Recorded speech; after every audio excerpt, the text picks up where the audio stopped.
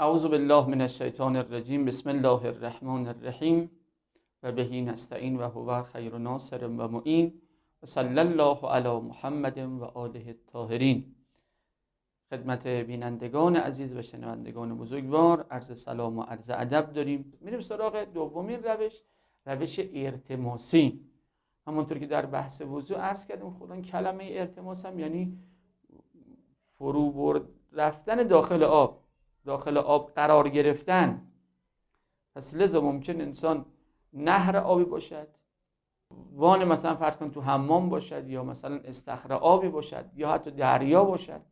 منتها چیزی که مد نظر هست، باید وقتی میخواد انسان غسل ارتماسی انجام بدهد، این آبی که میخواد بره داخلش باید به مقداری باشد که در آن واحد کل بدن آب فرا بگیره.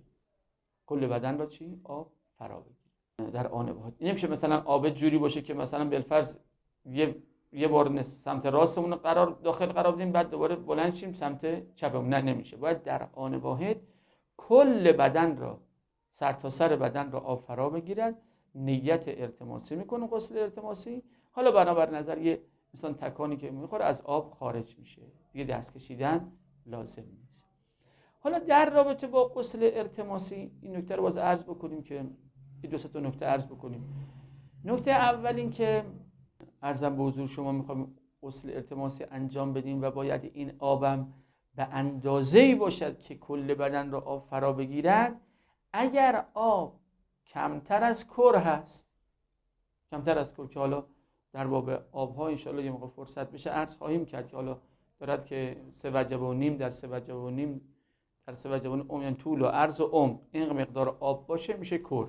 در حدود تقریبا 400 کیلوگرم آب کر هستش.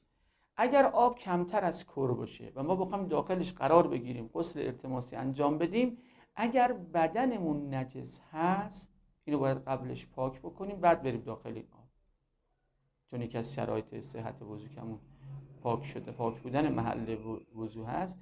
اینجا در باب غسل، محل غسلمون باید بدنمون کلا باید چی باشه؟ طاهر باشه، به خصوص وقتی زیر آب، در داخل آب قلیل میخوایم بریم غسل ارتماسی انجام.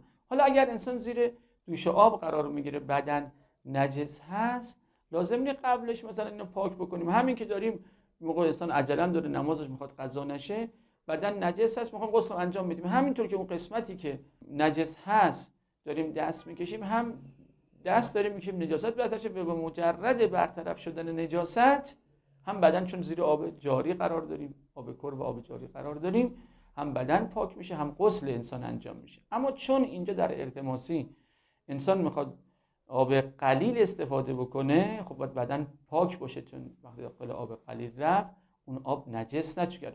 آب قلیل باشه، به مجرد آب قلیل اصابت کردن نجس میشه. وقتی نجس شد دیگه غسل انسان هم باطل هست.